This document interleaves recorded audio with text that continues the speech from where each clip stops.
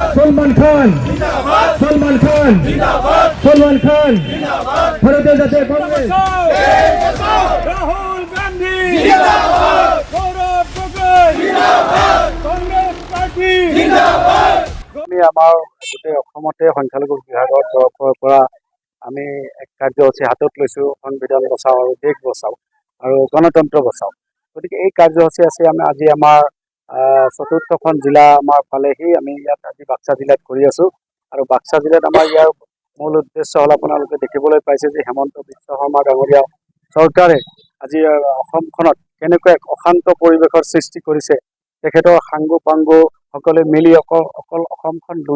লুটপাট কৰি আছে, তাৰ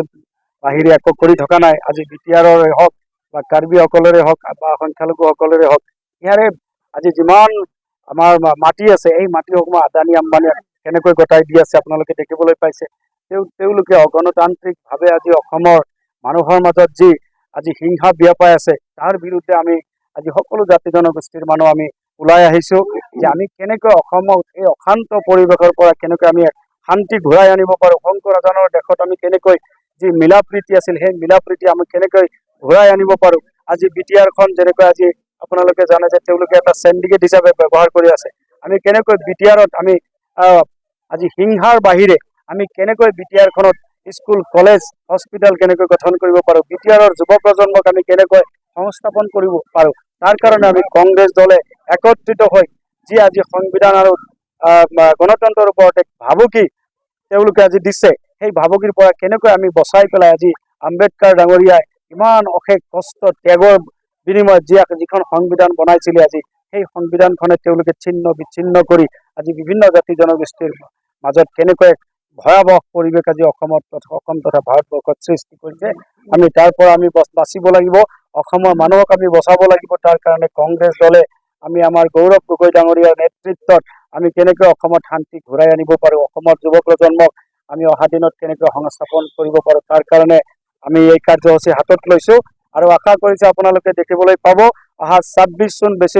চন বেছি দূৰ নাই। আমাৰ নেতা গৌৰৱ গগৈ ডাঙৰীয়াৰ নেতৃত্বত আপোনালোকে চাব সকলো জাতি জনগোষ্ঠী এইবাৰ অসমত ওলাই আহিছে আৰু তেওঁলোকে ধৰ্ম নিৰপেক্ষ দল কংগ্ৰেছ দলৰ চৰকাৰ গঠন কৰি অসমৰ যি আদানী আম্বানী যি পুঁজিপতিসকলৰ কাৰণে যিখন চৰকাৰ চলি আছে এইখন চৰকাৰ উৎখাত কৰি অসমৰ দুখীয়া দৰিদ্ৰৰ কাৰণে এখন চৰকাৰ গঠন কৰিব বুলি আমাৰ দৃঢ় বিশ্বাস। এইজন মিছলীয়া মুখ্যমন্ত্ৰীয়ে বিস্ফোৰণ ঘটাই থাকে। গৌৰৱ গগৈ ডাঙৰীয়া এনেকুৱা এজন নিকা নেতা, তেওঁ এইবিলাক কথাত ভয় নাখায়। অসমৰ ৰাইজে এতিয়া বুজি পাইছে যে হিমন্ত বিশ্ব শৰ্মা ডাঙৰীয়াই তেওঁৰ পত্নী পুত্ৰ আৰু তেওঁৰ সাংগু পাংগুসকলৰ বাহিৰে অসমত আৰু কাৰো কথা চিন্তা নকৰে, অসমৰ যুৱকসকলৰ কথা চিন্তা নকৰে, অসমৰ দুখীয়া দৰিদ্ৰসকলৰ কথা চিন্তা নকৰে। তেওঁ এতিয়া এনেকুৱা ভয় পাইছে আমাৰ নেতা গৌৰৱ গগৈ ডাঙৰীয়াক যে গৌৰৱ গগৈ ডাঙৰীয়াক তেওঁ খাওঁতে বওঁতে উঠোতে শুওঁতে সপোনতে অকল গৌৰৱ গগৈ ডাঙৰীয়াক চাই থাকে, ভয়তে আবুল তাবুল বকি আছে। কেতিয়াবা কয় 8 তাৰিখ, কেতিয়াবা কয় 6 তাৰিখ, কেতিয়াবা কয় 10 তাৰিখ, এনেকৈ তেওঁৰ তাৰিখ এনেকে আহি থাকিব গৈ থাকিব। অসমৰ ৰাইজে এনেকে তাৰিখ দি থাকোতে চাব আপোনালোকে 26 চনত তেওঁৰ মুখ্যমন্ত্ৰীয়ে চকীখনতে চাব আপোনালোকে গৌৰৱ গগৈ ডাঙৰীয়াই বহিব। এইবোৰ সৰু সৰু তুলনা মন্তব্য দিয়া এজন অশিক্ষিত মুখ্যমন্ত্ৰীয়ে তেওঁ পৰিচয় দিছে। ভাৰতবৰ্ষৰ ইতিহাসত এনেকুৱা কথা নকয়, দুখীয়াৰ ওপৰত এনেকুৱা কু মন্তব্য নিদিয়ে, বেয়া মন্তব্য নিদিয়ে যে 4-5 টকা ভাড়া হলে 4 টকা দিয়ে। ক'ব লাগে যে এজন শিক্ষিত আৰু ভদ্ৰ মানুহে সদায় ক'ব যে 4 টকা হলে আপোনালোকে 5 টকা দিব। কাৰণ দুখীয়া মানুহ তেওঁলোকে ভাৰতীয় হয়, অসমীয়া হয় আৰু অসমত থকা ভাৰতীয়সকলক যিকোনো জাতি জনগোষ্ঠীৰ মানুহ হ'ব পাৰে। দুখীয়াক এনেকৈ ঘৃণা কৰাটো আমি সঁচাকৈ কংগ্ৰেছ দলৰ পৰা নিন্দা কৰিছোঁ আৰু এই নিন্দা অসমৰ মানুহ যিমানেই তেওঁ নিবিচাৰক কিয় অসমৰ হিন্দু মুছলিম শিখ খ্ৰীষ্টান সকলো জাতি জনগোষ্ঠীৰ মানুহে ধৰ্ম নিৰপেক্ষ, যাৰ কাৰণে তেওঁলোকে এই কথাৰ কোনো গুৰুত্বহীন কৰি পেলাইছে অসমৰ ৰাইজে। কংগ্ৰেছ দল ধৰ্ম নিৰপেক্ষ, যাৰ কাৰণে আজমল ডাঙৰীয়াই হওক বা আমাৰ হিমন্ত বিশ্ব শৰ্মা ডাঙৰীয়াই হওক, AGP BJP UDF আমি যোনে অসমত হিংসা বিয়পাব বিচাৰিছে সেই দলৰ লগত আমাৰ নেতাই কেতিয়াও আপোচ নকৰে। তেওঁলোকৰ নীতি আদৰ্শ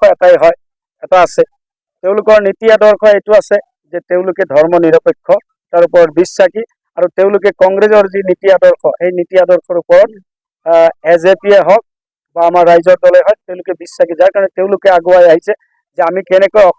অসমত আজি বিজেপি RSSক কেনেকৈ পৰাভূত কৰি কেনেকৈ আমি এখন ধৰ্ম নিৰপেক্ষ এখন চৰকাৰ গঠন কৰিব পৰা নাই যিসকল দলে আমাৰ কংগ্ৰেছ দলৰ লগত চামিল হ'ব বিচাৰিছে আগবাঢ়ি আহিছে সেইসকল দলক আমাৰ কংগ্ৰেছ দলে একত্ৰিত কৰে আজমল ডাঙৰীয়া ক'ত আছে এতিয়া নাই এতিয়া হেমন্ত বিশ্ব শৰ্মা ডাঙৰীয়াক ৰাতি ৰাতি ফোন কৰে আৰু বিজনেছটো চলাই থাকিব দিছে UDFৰ বিধায়কসকলে এতিয়া ৰাতি ৰাতি ফোন কৰে যে ছাৰ আমি অকমান মুছলমানৰ খুব মানে ফেভাৰেট কথা কৈ থাকিম গতিকে তেওঁলোকে কৈ মানে হেমন্ত বিশ্ব শৰ্মা ডাঙৰীয়াৰ পাৰ্মিশ্যন মতেহে তেওঁলোকে মুছলমানৰ ফেভাৰেট কয় গতিকে মই কংগ্ৰেছ কৰোঁ কিন্তু আমি এই ৰাতি ৰাতি হেমন্ত বিশ্ব শৰ্মা ডাঙৰীয়াৰ লগত ফোনত কথা পাতিবলগীয়া নাই আমি সদায় মিছা কথা আমাৰ মাজত কোনো এজেণ্ট নাই আৰু আপোনালোকে চাব যদি এজেণ্ট থাকিলেহেঁতেন তেতিয়াহ'লে আজি উজনি অসমৰ পৰা দেখিছে নহয় আপোনালোকে যেতিয়া আমাৰ নেতা গৌৰৱ গগৈ ডাঙৰীয়া যায় শিলদল ভাঙি কেনেকৈ আজি উজনি অসমৰ মানুহ ওলাই আহিছে সেইদিনা আপোনালোকে দেখিবলৈ পাইছে কাৰ্বি আংলকৰ কেনেকুৱা পৰিৱেশ হৈছে আজি তাৰে মানুহ কেনেকুৱাকে ওলাই আহিছে আজি নামনি অসমেই হওক উজনি অসমেই হওক মধ্য অসমতে হওক বৰাক ভেলীতেই হওক আজি সকলো জাতি জনগোষ্ঠীৰ মানুহ ওলাই আহিছে আৰু ইয়াৰ মূল উদ্দেশ্য হ'ল যে কংগ্ৰেছৰ ওপৰত ৰাইজৰ আস্থা আৰু বিশ্বাস আছে আৰু হেমন্ত বিশ্ব শৰ্মা ডাঙৰীয়াই যেনেকৈ যে অসমখন অশান্ত পৰিৱেশ কৰিব বিচাৰি আছে সেইটো অসমৰ ৰাইজে বিচৰা নাই অসমৰ ৰাইজে অসমৰ বিজেপি শংকিত এইটো আৰু প্ৰশ্নৰ কথা নহয় তাৰ কাৰণে আপোনালোকে দেখিবলৈ পাইছে অকল তেওঁ গৌৰৱ গগৈ ডাঙৰীয়াৰ কথাই চিন্তা কৰি আছে তেওঁ অসমৰ কথা চিন্তা কৰিবলগীয়া এতিয়া সময় নাই তেওঁৰ এতিয়া বিজেপিৰ কথা চিন্তা কৰিবলগীয়া সময় নাই তেওঁ এতিয়া চিন্তা কৰি আছে যে বিজেপি চৰকাৰ গ'লে কেনেকৈ তেওঁ কংগ্ৰেছ দলত আকৌ সোমাব পাৰিব তেওঁ কেনেকৈ আকৌ গৌৰৱ গগৈ ডাঙৰীয়াৰ সান্নিধ্য পাব কেনেকৈ তেওঁ গৌৰৱ গগৈ ডাঙৰীয়াৰ লগত আকৌ একত্ৰিত হৈ কংগ্ৰেছ দলত আহিব পাৰিব তেওঁ এইবোৰ চিন্তা কৰি আছে তেওঁৰ এতিয়া বিজেপিক লৈ চিন্তা কৰাৰ সময় এতিয়া নাই